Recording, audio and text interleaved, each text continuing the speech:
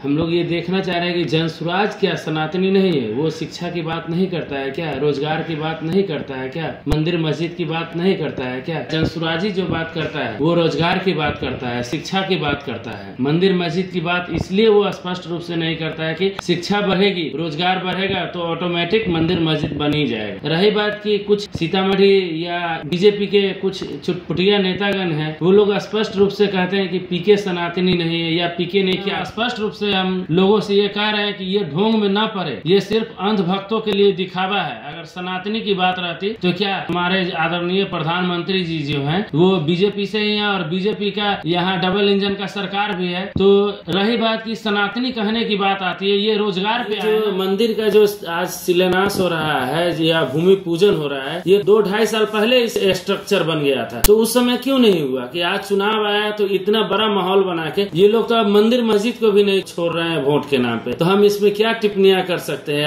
आज के डेट में इसका शिलान्यास हो रहा है और बीते दिनों पता चलेगा कि 2029 में फिर जब चुनाव आएगा तो उस समय उद्घाटन होगा। क्या पीके सनातनी नहीं है? सनातनी परंपरा का क्या निर्वाह नहीं कर रहे हैं? ऐसे आरोप लग रहे हैं कई नेताओं की तरफ से पीके पर। हाल के दिनों में भी लगा है, सीतामढ़ी इलाके में मौजूद हैं। क्या इस पे स्पष्ट रूप से हम कहना चाहेंगे, सबसे पहले तो हम आ जाते हैं अपने विधानसभा की ओर से कि ये लोग जो कह रहे हैं कि एक मिनिमम प्राइस जो है किसानों को मिलना चाहिए, और ये जो रही बात कह रहे हैं कि पीके सनातनी नहीं है, हम लोग ये देखना चाह रहे हैं कि जनसुराज क्या सनातनी नहीं है? वो शिक्षा की बात नहीं करता है क्या? रोजगार की बात नहीं करता है क्या? मंदिर मस्जिद की बात नहीं करता है क्या? कहाँ पे लिखा हुआ है कि पीके सनातनी नहीं है? और रही बात कि हम लोग जो बात करते हैं या जनसुराजी जो बात करता है वो रोजगार की बात करता है, शिक्षा की बात करता है। मंदिर मस्जिद की बात इसलिए वो स्पष्ट रूप से नहीं करता है कि शिक्षा बढ़ेगी, रोजगार बढ़ेगा तो ऑटोमेटिक मंदिर मस्जिद बन ही जाएगा। रही बात कि कुछ सीतामढ़ी या बीजेपी के कुछ चुटपुटिया नेतागण हैं, वो लोग स्पष्ट रूप से कहते हैं कि पीके सनातनी नहीं है या पीके ने क्या किया या क्या दिया। अरे भाई, अभी तो हम लोगों की पार्टी बनी है, नई पार्टी बनी है। और रही बात कि कुछ लोग ये भी स्पष्ट रूप से कहते हैं कि पीके के पास पैसे कहाँ से आता है इतना, या हमारे पैसा किशोर कहा जाता है। पैसा किशोर स्पष्ट रूप से लोग बोलते हैं। तो हम इस पे ये स्पष्ट करना चाहेंगे, भाई तुम्हें तो कोई तनख्वाह नहीं मिल रहा है तो तुम्हारे पास पैसा कहाँ से आता है? अभी रही बात की बीजेपी की जो कुछ नेतागण लोग हैं, जो शायद हमारे जिला से भी उसमें कुछ लोग आते हैं, वो लोग कहते हैं कि पैसा कहाँ से आता है। तो भाई, आप जो मर्सिडीज से घूमते हो उसका पैसा कहाँ से आ रहा है? आपको तो कोई पेंशन नहीं मिल रहा है, ना ही कोई वेतन मिल रहा है, तो फिर आप कहाँ से ला रहे हो? पहले आप अपना जवाब दो ना। 30 सालों से जो खर्चे कर रहे हो और इतना पैसा जो उड़ा रहे हो, एरोप्लेन से डायरेक्ट लेके आ रहे हो किसी को, तो वो पैसा कहाँ से आ रहा है? अगर आपके एरोप्लेन की बात करें या हेलीकॉप्टर की बात करें तो आपका जो एक दिन का हेलीकॉप्टर का खर्चा होगा उसमें हम जनसुराजी 1 महीना तक गाड़ी से घूम लेंगे, छोटी गाड़ियों पे। बड़ा गंभीर आरोप तो आप ही लगा रहे हैं। रही बात कि आप लोग कह रहे हैं कि सनातनी नहीं है, कैसे आप स्पष्ट कर सकते हैं सनातनी नहीं है? इस पे हम स्पष्ट रूप से हम लोगों से ये कह रहे हैं कि ये ढोंग में ना पड़े, ये सिर्फ अंध भक्तों के लिए दिखावा है। अगर सनातनी की बात रहती तो क्या मोदी जी की बात ही कर ले। अभी अब हमारे आदरणीय प्रधानमंत्री जी जो हैं वो बीजेपी से ही हैं और बीजेपी का यहाँ डबल इंजन का सरकार भी है। तो रही बात की सनातनी कहने की बात आती है, ये रोजगार पे आए ना। हम लोगों से पूछा जाता है या पीके से पूछा जाता है कि पीके ने क्या किया बिहार के लिए? बिहार में कुछ नहीं दिया, एक फैक्ट्री भी नहीं लगाया। तो भाई क्यों लगाएगा? वो अभी तक तो राजनीतिक पार्टी में था ही नहीं। लेकिन आप तो राजनीतिक पार्टी से है, आपकी सरकार 30 सालों से चल रही है, आपने कौन सा बड़ा फैक्ट्री लगा दिया है? यहाँ तक कि आप एक झूठ ही सही बोल देते, कहते हैं ना लोग कि यहाँ पे आपको आना है, हर हाल में आना है। तो इस पे हम लोग क्या टिप्पणी करें या क्या किसी से बोले? ये तो सभी लोग स्पष्ट रूप से जान रहे हैं। चूँकि ये सीतामढ़ी इलाके में आज का कार्यक्रम है और आप यहाँ से आप आते भी हैं जी, जाहिर सी बात है खुश होना भी चाहिए, लेकिन आपने सवालिया निशान उठाया है डबल इंजन की सरकार पे।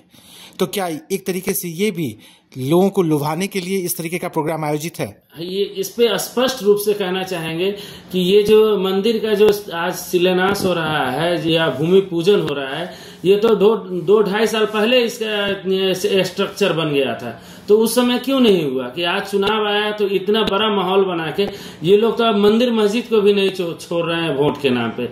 तो हम इसमें क्या टिप्पणियां कर सकते हैं? आज के डेट में इसका शिलान्यास हो रहा है और बीते दिनों पता चलेगा कि 2029 में फिर जब चुनाव आएगा तो उस समय उद्घाटन होगा।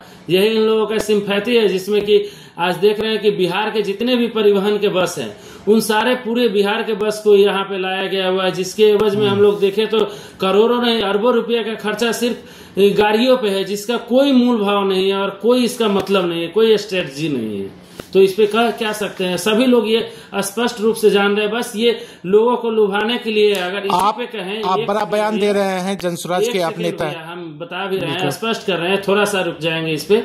आप जो कह रहे हैं तो अगर हम तो ऐसे अभी कोई नेता है नहीं, लेकिन हम अगर कहना चाहेंगे कि अगर हम नेता से सवाल करते हैं तो मीडिया परेशान हो जाती है और मीडिया से सवाल करते हैं तो नेता परेशान हो जाता है। अगर रही बात कि दोनों से सवाल कर दे तो ये जो अंधभक्त है जो आज भीड़ लगाए हुए हैं वो परेशान हो जाते हैं। तो इसमें क्या कह सकते हैं? आप बड़ा बयान दे रहे हैं कि आज इस तरीके का जो कार्यक्रम है उसमें प्रशासनिक मदद ली जाती है और उस कार्यक्रम को से प्रशासनिक मदद पूरे प्रशासन को नहीं, जितने भी सरकारी कार्यकर्ता लोग हैं सभी को कहीं न कहीं लगाया गया हुआ है। पूरी तरह से सारे स्कूल को आज बंद कर दिया गया हुआ है, जो कि स्कूल बच्चों का भविष्य होता है। डायरेक्ट यहाँ के जो मुख्य प्रभारी हैं उनके आदेश अनुसार पूरे स्कूल सीतामढ़ी का बंद है। आप सम्मानित दल के वरिष्ठ नेता हैं, रीगा से आप संभावित प्रत्याशी हैं।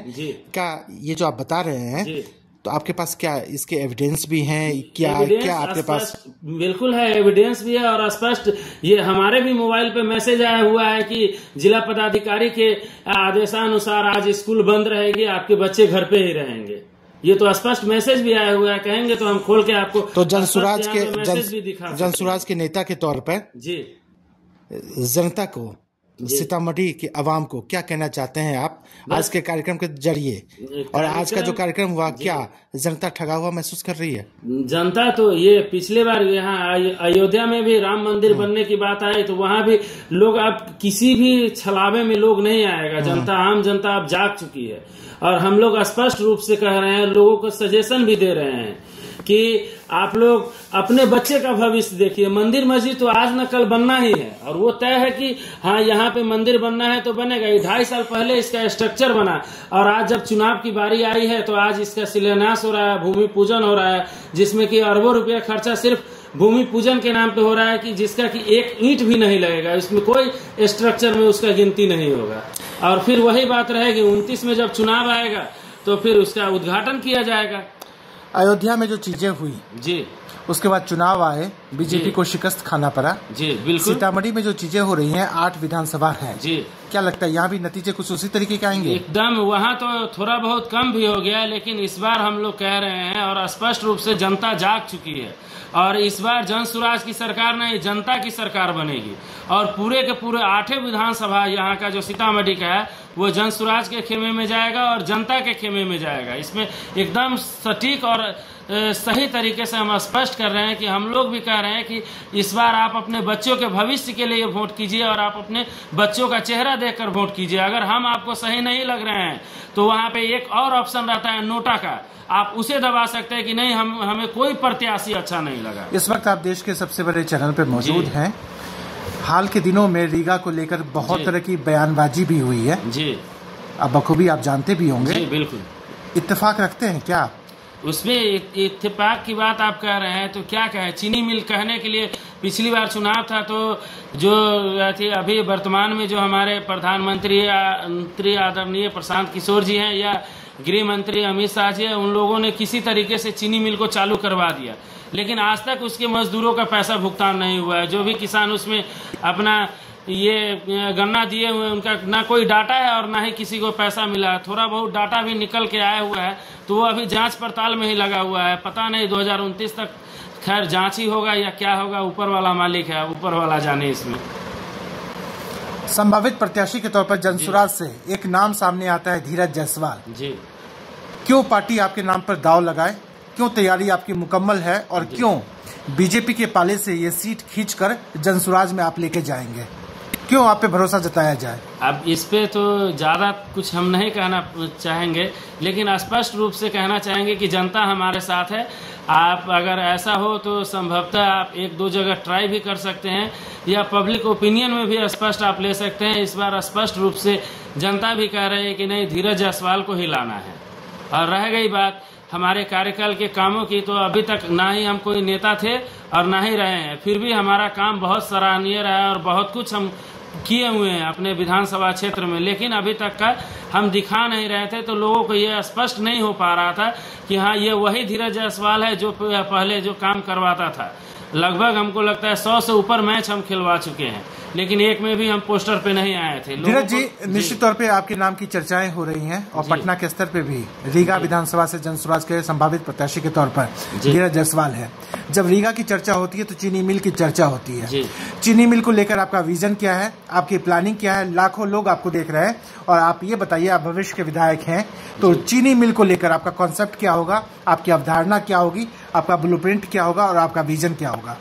हम तो स्पष्ट रूप से कहना चाहेंगे कि चीनी मिल अभी तो जैसे तैसे में चालू हो गया हुआ है, लेकिन वो सही और सटीक तरीके से चालू हो जाए। जो भी किसानों का बकाया है उसका भुगतान कर दिया जाए और एक तरह से कहते हैं ना, नकदी फसल में गिनती किया जाए। इस तरह से चीनी मिल को सुचारू किया जाए, ताकि आप क्या करेंगे चीनी मिल के लिए अगर आप विधायक बनते हैं? तो सबसे पहले तो हम अपने से प्रयास करेंगे कि जो भी हमारे किसान भाइयों का पैसा बकाया है जल्द से जल्द 1 सप्ताह के अंदर उसका भुगतान कर दिया जाए, चाहे वो किसी भी माध्यम से हो, उसका भुगतान हो जाए। ये आप कैमरे के सामने वायदा कर रहे हैं? जी बिल्कुल। इसके अलावा जो भी रहेगा, हम लोग ये चाहेंगे कि नकदी फसल में वो गिनती हो, ताकि लोगों को आज गन्ना वो चीनी मिल में पहुंचाए और कल उसका पैसा उसको मिल जाए, या एट ए टाइम हो सके तो उसको पैसा उसका मिल जाए, ताकि ये कल हो के किसान ना कहे कि हाँ, हमारा पैसा डूब गया या नहीं मिल पा रहा है। और हम लोग कोशिश करेंगे कि चीनी मिल स्पष्ट रूप से चालू रहे और सुचारू ढंग से चले। दूसरा बड़ा चीज रीगा में क्या होना चाहिए? रोजगार की संभावनाएं हैं, पलायन अभी भी जारी है। कैसे रीगा पे ये तमाम चीजें जो इम्प्लीमेंट है वो होगा, जनता के वास्ते काम होगा?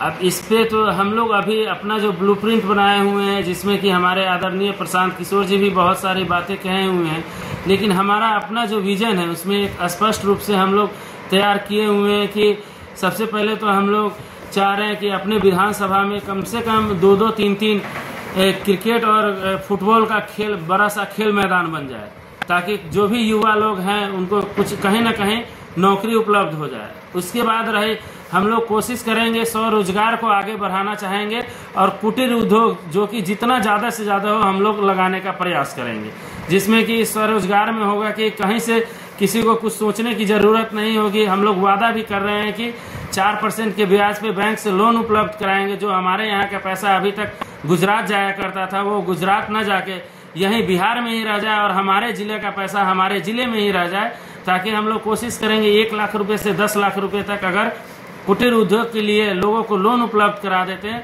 तो हमें लगता है कि 90% तक समस्याएं पलायन की बिल्कुल ही खत्म हो जाए। महिलाओं के वास्ते आपका संदेश, चूंकि महिलाएं बड़ी संख्या में वोट करने वाली हैं और इस बार महिलाएं की वोटर होंगी बिहार के लिए, जी महिलाओं के वास्ते क्या संदेश? महिलाओं में ज्यादातर ये उत्सुकता है, अभी तक के जो हम लोग सीजन या सिस्टम देख रहे हैं कि कहीं ना कहीं गरीब परिवार की महिलाओं के घर के लोग शराबबंदी के कारण जेल में जा रहे हैं। तो वो लोग इस तरह से नहीं समझ रहे हैं कि ये शराबबंदी कोई कानून लागू है सिर्फ दिखावे के लिए, और उनके घर के लोग अगर मजदूरी करते हैं तो 200-400 रुपया कमाते हैं और उसमें से भी आधा पैसा उसके। नहीं धीरज साहब, मेरा सवाल ये है, जब आरजेडी कहती है कि सबको 2500 रुपया देंगे, जी राज्य सरकार ने पेंशन बढ़ा दिया, जी उसके मुकाबले आपकी पार्टी और आप विधायक बनते हैं तो महिलाओं को क्या देंगे? हम लोग 20,000 रुपये का अभी वर्तमान में एक पारिवारिक लाभ कार्ड, गारंटेड लाभ कार्ड बनवा के दे रहे हैं, जो कि स्पष्ट रूप से माइक में भी और ऑन कैमरा हम।